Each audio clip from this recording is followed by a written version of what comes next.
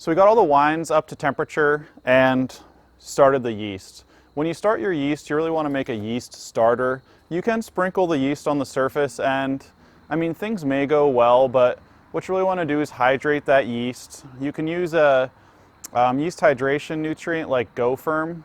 That's going to help a little bit, and also add a little bit of that wine must to the yeast starter so it can kind of acclimate before you add it, and you really should have a nice healthy start to your fermentation. Now you'll know that it's fermenting because the skins will start to kind of swell and float up to the surface. You'll see some little bubbles. That's kind of your main indications of fermentation. And then from there on, you're really just going to want to monitor things and start your punch down process.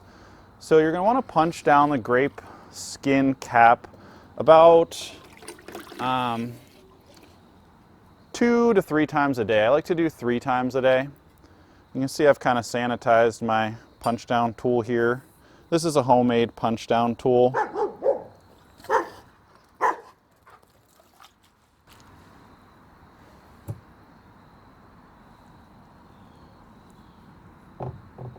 When you punch down, you're just going to want to basically submerge that cap of skins. You don't want to smash the seeds off the bottom or anything. You don't want to break the seeds. You're just trying to kind of submerge that cap and make sure that it doesn't dry out, doesn't start to oxidize or anything. Now this is also going to kind of help extract the color from those skins, just like kind of a tea bag would extract more flavor and color as you kind of submerge it. To keep your yeast nice and happy, you're going to want to go ahead and feed it. So yeast needs nitrogen. Yeast also needs some more complex nutrients like amino acids. So there's some good yeast nutrients out there. The most simple would be DAP, diammonium phosphate. Beyond that, you can use Fermade K. It's kind of a little more complicated nutrient, which is going to add your amino acids and things too, which is what I like to use, but I sometimes will like to use a little DAP. The yeast that I'm using on this is just your general purpose Lalvin EC1118, and without a little bit of nitrogen it can go a little bit reductive on you, which means kind of like produce a little hydrogen sulfide. It's the opposite of oxidation. And I don't actually mind that in this case because the pH is a little bit higher on this wine, so I kind of want to make sure that it definitely doesn't swing towards the oxidation end. Now on the other grapes that you saw us crushing, we're using Renaissance Muse, so that's a wine that can't produce, or that's a yeast that can't produce hydrogen sulfide. So we'll just keep punching down these grapes 3 times a day and monitoring the fermentation. And I'm going to want to see this go all the way completely dry. You can press a little bit before dry, but personally I'd like to see it go dry and then we're going to press. That's going to take, it's really going to depend on your temperature profile. I kind of let this one swing a little bit warm to extract a lot of those kind of fruitier flavors, but then I want to cool it to kind of sort of maintain those fruity aromas and not extract a lot of those seed tannins late on. If you were to ferment cool the whole entire time, it could take 20 days to ferment. This is going to take about 8 to 10 days, I think, to finish up. So once this goes dry, we'll meet you over at the wine press and we'll keep going with this wine.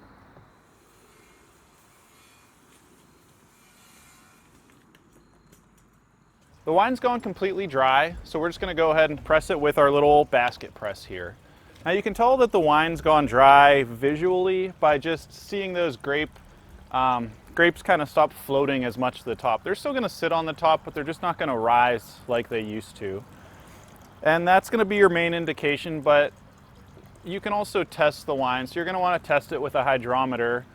And when it reads about 0.994 to 0.996, if you're going by specific gravity, or -1 or 2 degrees Brix, that'll be another way to indicate that the wine is pretty much done fermenting. So I'm just using a pitcher here. This is what I'm using to scoop my grapes and wine out, and we're just gonna pour it into the basket right here. you don't really want to pour much more than what I'm doing because you could easily overflow out of the sides. I've also got a strainer that I'm running it through. I'm not using any sort of cheesecloth or anything. I'm just running it through a strainer, into a funnel, and into a carboy. Depending on how long you push your fermentation, you could add a little bit of sulfite at this stage. You could add about 10 to 20 parts per million just to scavenge a little bit of oxygen when you're pressing the wine. Now, I've added a lot of tannin to this wine, so I'm kind of relying on that tannin to bind any oxygen up, and it'll kind of help to build a little bit of mouthfeel to the wine and soften out the more aggressive tannins that are going to be natural to the grapes.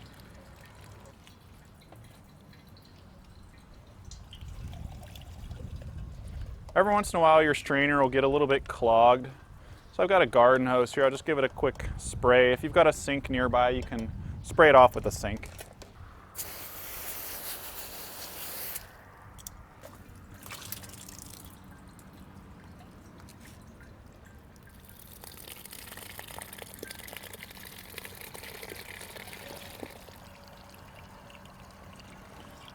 What you see coming off right now is called the free run wine.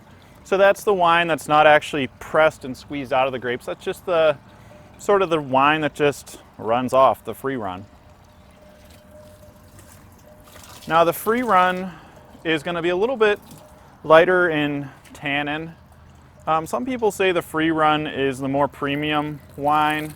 I don't necessarily 100% think that's always the case.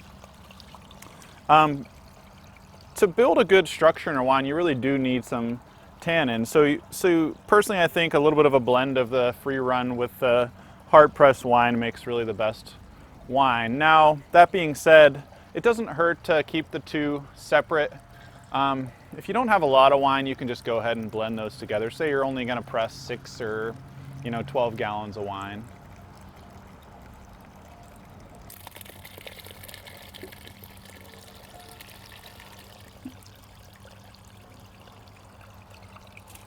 You can see the honeybees really are liking the wine here.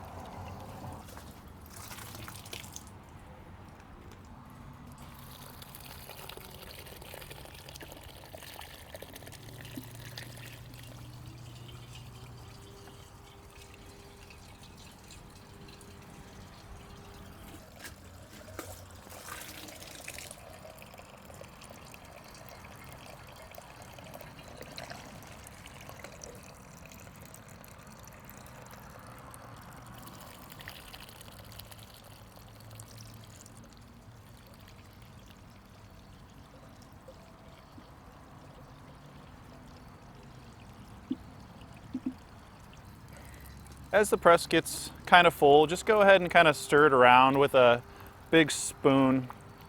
Make sure you can kind of squeeze a little bit more in there that way.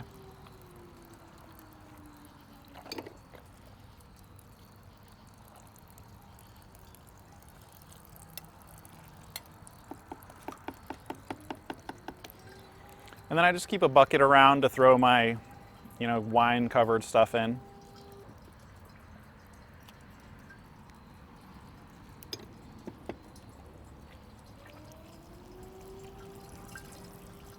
We'll push a little more free run off, and then I'll switch out my carboy and start pressing.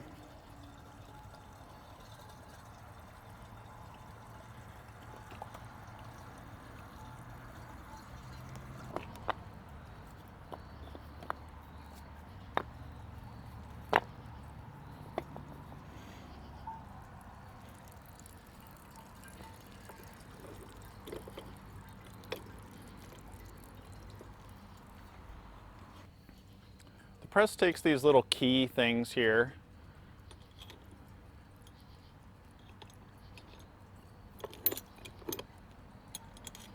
And you want to orient them so that when you crank this, it turns the screw down, press the wine.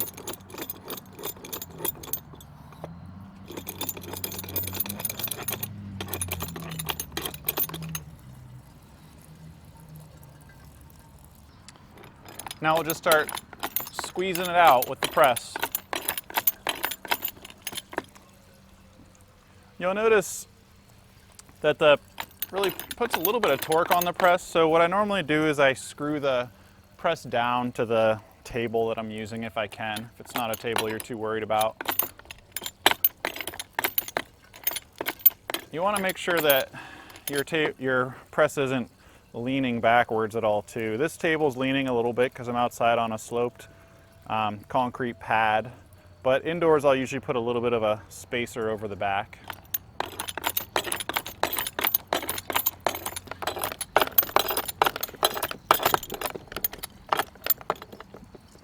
Now you don't need to squeeze super hard. I'm probably putting about 15 or 20 pounds of force onto the end of the lever here. And once you get to the point where things just aren't really squeezing a lot more juice out, you can go ahead and disassemble the basket and take your cake out.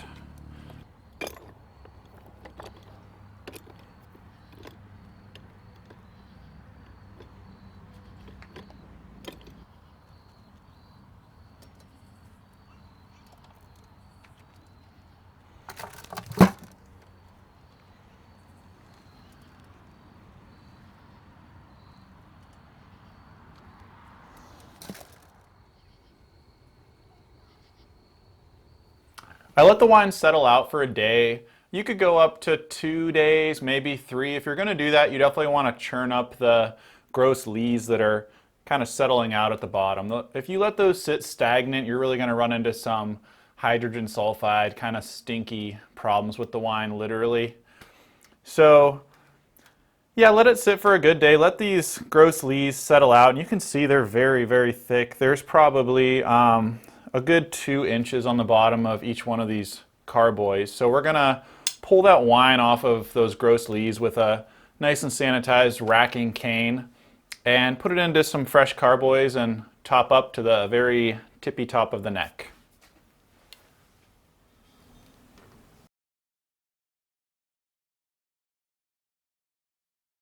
You can use something like a chip clip here just to keep the little tip of the racking cane right at the top of these gross lees. It doesn't matter if you suck up a little bit, you just don't want to be in a situation where you've accidentally transferred like half of this volume of lees to the new fresh carboy.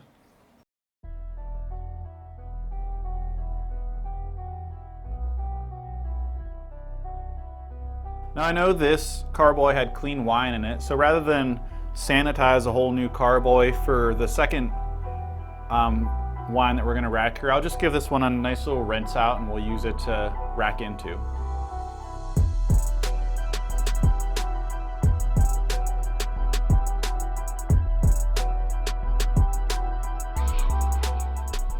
Now we can take a breather. Things are going to slow down a little bit for the wine at this point. Now I'm going to go ahead and I'm going to put my wines through malolactic fermentation. That's something I'll typically do with all my red wines. I want to make sure to convert that kind of harsh sour apple malic acid to the smooth, creamy lactic acid. And the way you do that is with malolactic bacteria. Now, malolactic bacteria, for the most part, is going to be present in your grapes, but to assure a good, healthy, strong, and complete fermentation, I always like to add my own malolactic bacteria. So there's a few pretty good ones on the market.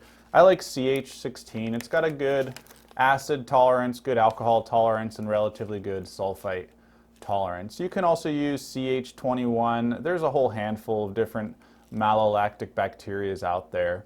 And I'll put a link to any of the things that I've used in this video. I'll put a link in the description for that stuff. So this stuff is pretty simple. It comes freeze dried, and all you really need to do is sprinkle it on the top of the wine, and it really should take hold with that wine. If you want, you can use things like these, like ActiML. It's a nutrient for your malolactic bacteria, but I don't think it's really that necessary. And also I don't want to leave any residual nutrients in the wine. I really want to keep pretty much a nutrient-free environment when this stuff is all finished up. So we'll go ahead and we'll sprinkle this here on the top. And 1 packet is enough for 66 gallons of wine. So this one packet will do about 10 or 11 carboys, so you really don't need to add a whole lot here. You can measure this out, but I'm just going to give it a little, just a little sprinkle, because I've got way more of this malolactic bacteria than I need for the wines I'm going to use it on. I'm not really going to mix it in or anything. I'll give it a little kind of swirl just to break it into that top layer of wine, but I'm not going to go and really mix it in.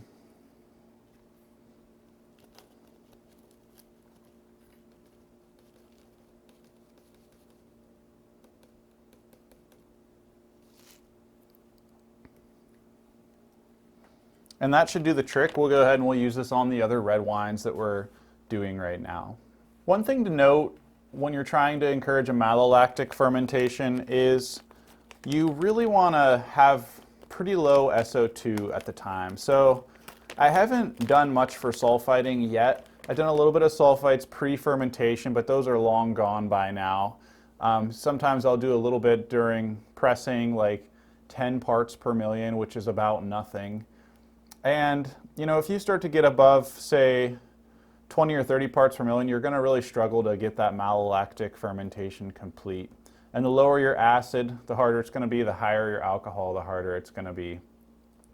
And if you don't complete malolactic fermentation during this period, it could happen in bottle, which could cause some kind of bubbles and things like that, which you don't want. But we'll go ahead and we'll leave these be, and in a couple of months we'll come check on them again, and if malolactic fermentation is complete, we'll go ahead and hit them with some sulfites, and we can start oaking for the long run here and age these wines. If you haven't yet done so, make sure to click the little subscribe button below and check out my website, smartwinemaking.com, and stay tuned for more. Thanks for watching.